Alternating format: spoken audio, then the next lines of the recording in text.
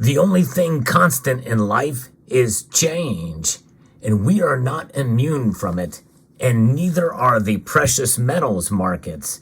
And the news I'm about to share with you now is a big step forward to the new trend in gold and silver and in the industry as a whole. I'll talk about it as we explore.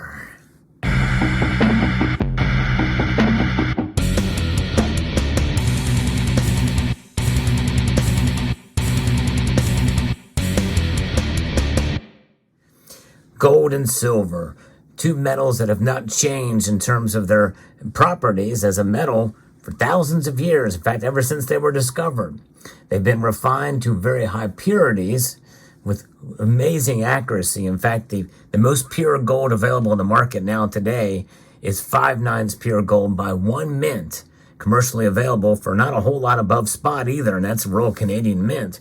Other than that, it can just get as pure as possible, but that's about it. But the fact about gold and silver and how it's mined and how it's utilized, that has changed a lot.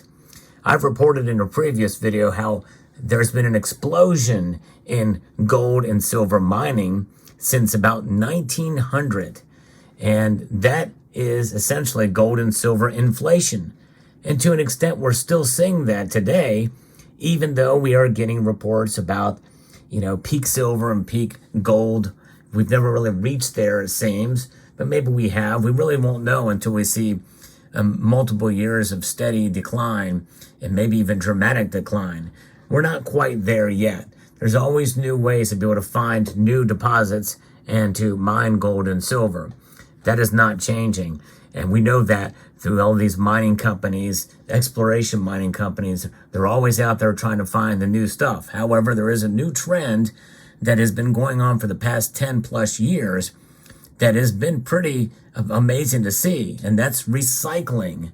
And I've talked about that as well too. That's one of the reasons why we've not seen silver, for instance, really jump up in price since the demand for it has been so strong in the past couple of years.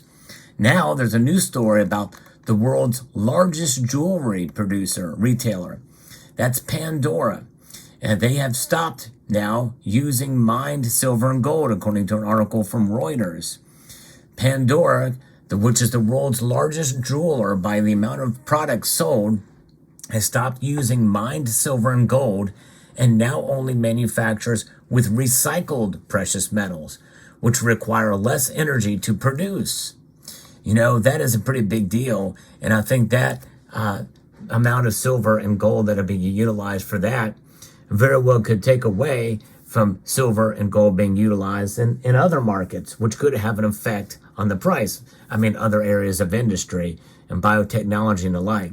So the more recycling that happens, well, we'll talk about what that could mean here later.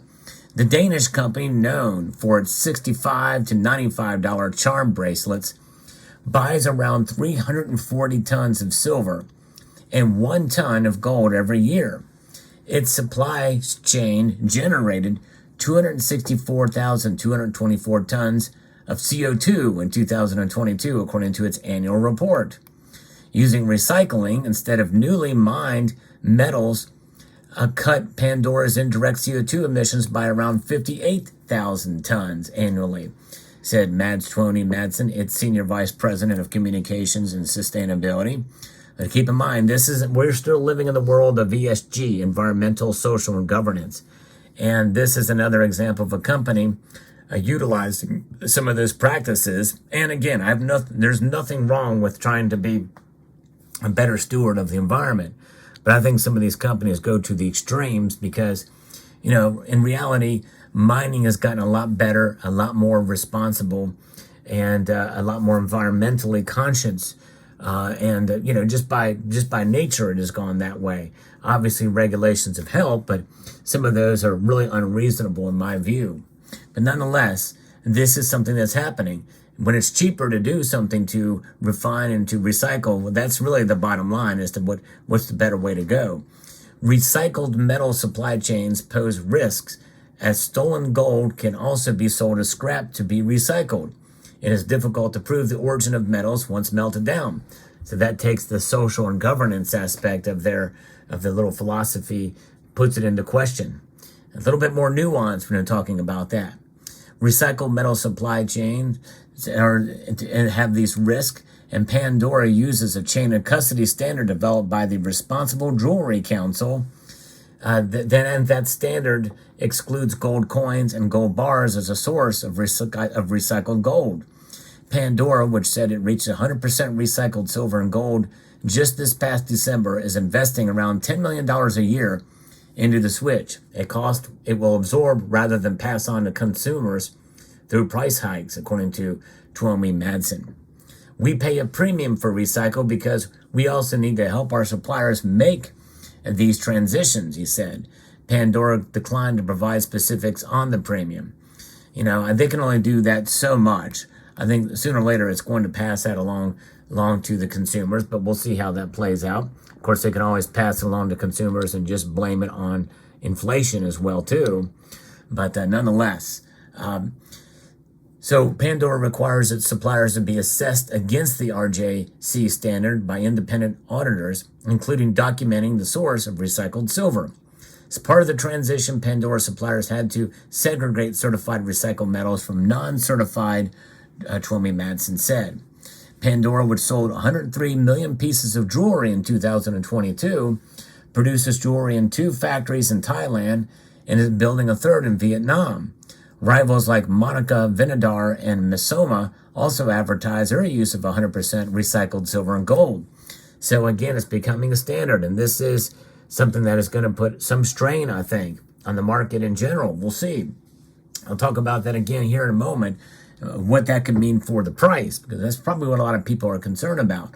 Metal refineries recycle silver from industrial catalyst, X-rays, electronic equipment, and old silverware. They obtain recycled gold from jewelry manufacturing waste and old jewelry.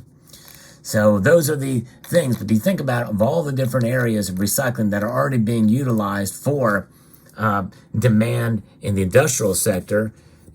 Some of these 1,000-ounce bars that are being created, these contract-sized bars have been sold from the LBMA. A lot of that is recycled, especially silver, as there's been a sort of a deficit of mined silver out there. Keep in mind, mined silver, most of the silver that is mined is from secondary mining, which means you really don't know exactly where the source is going to come from. And they're not really actively looking for it. It's mined as a byproduct of other metals. They may be, but their primary mine is operations are nickel, lead, zinc, and copper, and even gold. And silver is mined as a byproduct there. Gold mining obviously is indeed the primary source there for mining, but recycled gold little different there as far as that. So I don't think there's as much recycled gold happening because gold is treasured. Gold is used in industry and the like, and of course it can be recycled out of circuit boards, and it is done, and more so of that activity is occurring. No question about that. But I think in due course, you are going to see more and more of this recycled silver and gold being utilized, which is going to take away being utilized for the jewelry sector, and that means it's going to put a little bit of a supply crunch on the industrial side, and that could lead to higher prices down the road, because if people doing it for environmental reasons, and you see your competitors doing it, like what is being talked about here with Pandora. And they're the big name on the block, and then that's going to be that much silver and gold, especially silver, that is not being utilized, being used as recycled for industrial applications, for electronic devices, photovoltaics, and all the other areas where it makes more sense to use recyclables. And I did a video recently about that as to why silver's price didn't go up last year and even the year before that when we saw these deficits in the silver mining. But think about recycled. A lot of times we think about, maybe skimping on materials, much like back when Hot Wheels used to have, a metal chassis as well as a metal underside. These literally were die-cast cars through and through, all metal except for the windows and the wheels. And those were the good old days. And you can get these things for, $1.90 to 99 cents. Only recently did they get hit by inflation. Now they're about $1.18, and they're mostly plastic. You may have a cheaper metal, but you have a plastic undercarriage here, and that's what's happening here with a lot of the newer things. But with the silver and gold, well, it's recycled, but it's still gold and silver. So it's just a process that it takes to get there. Is it more expensive? Yeah, it may be more expensive now, but there's going to come a time where it won't be. It's just a matter of, is there enough metal to go around? And so basically the point to all of this is that silver, indeed, and gold, very well, as supplies are being depleted from recycled stocks, we may start to see the demand for it grow, and there may not be enough silver to meet expectations throughout, no matter recycled or not. And that means higher prices. True price discovery could potentially come into play. I think it's going to take a while. This is a pretty big step, but a small enough step that it's not going to have much effect, probably for a couple of years, but something to think about in the overall gold and silver markets. If you enjoy content like this or provide analysis on silver and gold news, I hope you will consider pressing that thumbs up button down below. If you find value in the content I provide here, I hope you will consider subscribing to the channel. And I would like to extend a multitude of gratitude to each and every one of you for taking the time to watch. And I want to encourage you to check these videos out here at the end, and encourage you to please rate this video, share, comment, and I already told you to subscribe.